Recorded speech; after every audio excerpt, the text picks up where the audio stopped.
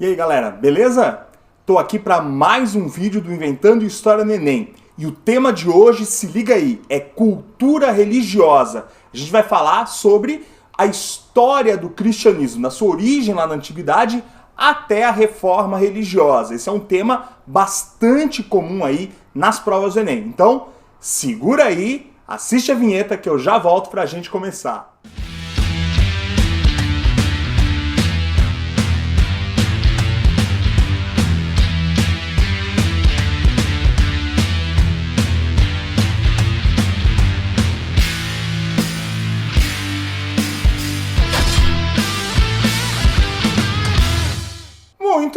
Muito bem. Estamos aí para falar de cultura religiosa, nosso vídeo 9 aqui dessa série, né? Inventando História no Enem, ok? Lembrando, vídeos todos os dias aqui de segunda a sexta até a véspera ali da prova de Ciências Humanas no Enem, hein? Então acompanhe a gente, não perde aí essa oportunidade, ok? Bom, vou falar hoje sobre cultura religiosa. Na verdade, eu vou focar aqui no surgimento do cristianismo, já que, né, a ideia, a história da Igreja Católica, né, o processo de construção de uma hegemonia cristã católica é um elemento comumente presente aí nas provas do Enem, né? Então a gente sempre tem alguma coisa ali tratando da questão da religião, da religiosidade, e a gente vai focar isso na questão do surgimento aí do cristianismo. Bom, primeira coisa, lembrar, né? Esse cristianismo, obviamente, né, é uma religião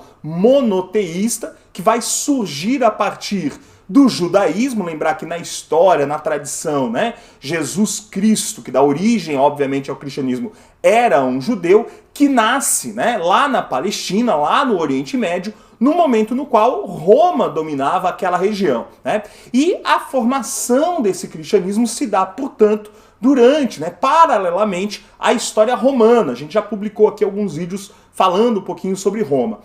A gente tem que lembrar aqui, então, que durante o período do Império Romano, né, nós vamos ter uma perseguição aos cristãos. Num primeiro momento, Roma, em geral, era bastante tolerante com outras religiões, mas eventualmente, dependendo do momento, dependendo da crise, né, aumentava aí o processo de perseguição a alguns grupos religiosos, e os cristãos comumente eram perseguidos, entre outras coisas, por não reconhecerem o caráter divino dos imperadores romanos, né? Isso colocava eles na mira ali, quando havia crise, colocava-se a culpa da crise sempre nesses cristãos. Entretanto, né, aos poucos esse cristianismo foi ganhando força dentro do império e muitas pessoas importantes no império foram se convertendo ao cristianismo, ao ponto de que no século IV depois de Cristo, obviamente, depois de Cristo, nós começamos a observar algumas mudanças. Em 313, o imperador Constantino decreta o Édito de Milão. O Édito de Milão tornava, né, permitia o culto, né, dos cristãos, acabava ali, proibia a perseguição aos cristãos dentro do império. E mais tarde, no final do século, por volta de 380, foi a vez do Édito da Tessalônica, do imperador Teodósio, que finalmente transformava o cristianismo em religião oficial do Império Romano. No século V, Roma vai cair, Roma ocidental pelo menos vai cair, né? E aí nós temos o início da Idade Média. Na Idade Média é que a igreja vai ganhar o seu maior poder, mas não começou lá desde o início com muito poder essa tradição cristã, né? Essa tradição da religião cristã. Ela foi crescendo ao longo da própria Idade Média. E a gente associa esse fortalecimento da cristandade na Europa Ocidental à aliança, né, que a igreja vai fazer com o reino dos francos, né? Começando lá atrás com a conversão do rei franco Clovis ao cristianismo, que originou a dinastia merovingia, e mais tarde uma nova aliança com a dinastia carolíngia, né, durante um período em que acontece então uma expansão do reino dos francos, e junto com a expansão do reino se expandia também a tradição e a fé cristã católica, né? Os carolíngios oferecem expansão e oferecem proteção para a igreja cristã católica. O papel da igreja durante a Idade Média, no período feudal da Europa, é garantir o controle social, né? O controle da mentalidade através do medo. Ao longo dessa Idade Média, vale a gente lembrar, como eu falei, o poder da igreja vai se consolidando, a igreja se mantém como a única grande instituição centralizada no contexto da Idade Média e se coloca como uma grande senhora feudal. A igreja vira uma grande proprietária de terras, um elemento que até hoje a gente pode associar à estrutura, né, da igreja católica, ok? No século XI, no ano de 1054, nós temos outro momento importante para a cultura cristã religiosa, né? Que é o chamado Cisma do Oriente. Então, lá no ano de 1054, acontece o Cisma do Oriente, que é a primeira grande divisão do cristianismo oficial. Passam a existir duas religiões cristãs oficialmente nesse momento. A Igreja Católica Apostólica Romana, né, lá com sede em Roma, com o Papa, né, e também a Igreja Ortodoxa Grega, em Constantinopla, com os patriarcas, né, da igreja chamada Ortodoxa, ok?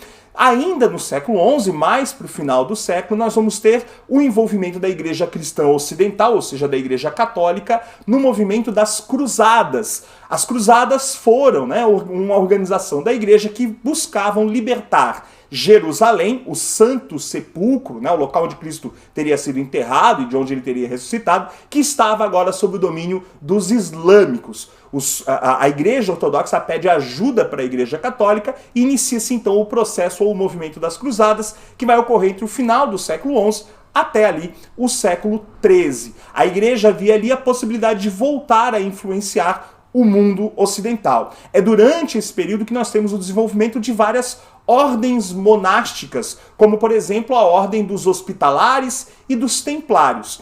Também é na Idade Média, né, na segunda metade, na Baixa Idade Média, que nós temos a questão do surgimento das ordens mendicantes, que eram ordens, ordenamentos, né, que pregavam um abandono aí, né, de uma vida material, de uma vida de luxos, pregavam o tal voto de pobreza, como é o caso das ordens dos dominicanos e dos franciscanos. Ainda na Idade Média, por volta do século XIII, nós vamos ter a formação da famosa, né, Inquisição, que perseguia, né, e julgava pessoas acusadas de serem hereges. No século XIV, por sua vez, a autoridade da igreja começa a sofrer muitos abalos no Ocidente, em virtude principalmente da chamada crise do século XIV, em especial os problemas que envolviam a tal da peste negra, que era vista por muitos como uma espécie de castigo divino. A incapacidade da igreja de conter aquele movimento acabou levantando aí dúvidas e questões sobre o real poder e a real influência das autoridades religiosas, né, no mundo espiritual.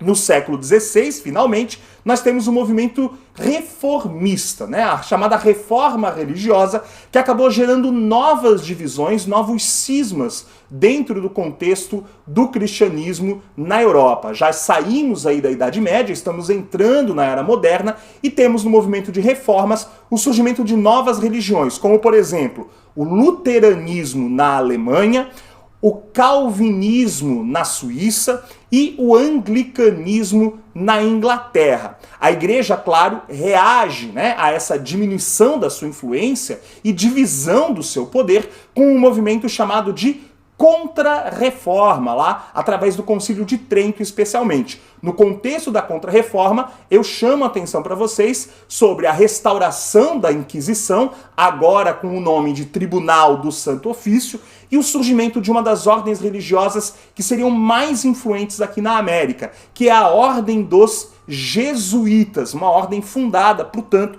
no contexto desse movimento de Contra-Reforma. Bom, com esse vídeo, galera, a gente dá uma geral aí, né, sobre a formação, a consolidação, né, do poder da Igreja Católica, né, entendendo um pouquinho da cultura religiosa. Vale lembrar que boa parte da arte medieval, por exemplo, é uma arte associada justamente à igreja, né, as catedrais, os vitrais, né, então há uma movimentação, os teatros na época, né, eram voltados, a pintura também, né, voltadas para uma arte de caráter religioso. Por isso podemos falar que há uma forte cultura religiosa que influencia a mentalidade durante a maior parte da Idade Média, ok? Gente, É isso por hoje, senão a gente se alonga muito. Lembrando, né? Você pode nos acompanhar nas nossas redes sociais, no Facebook, /Inventando História, lá no Twitter, @InventandoHST, ou ainda no Instagram, canal Inventando História.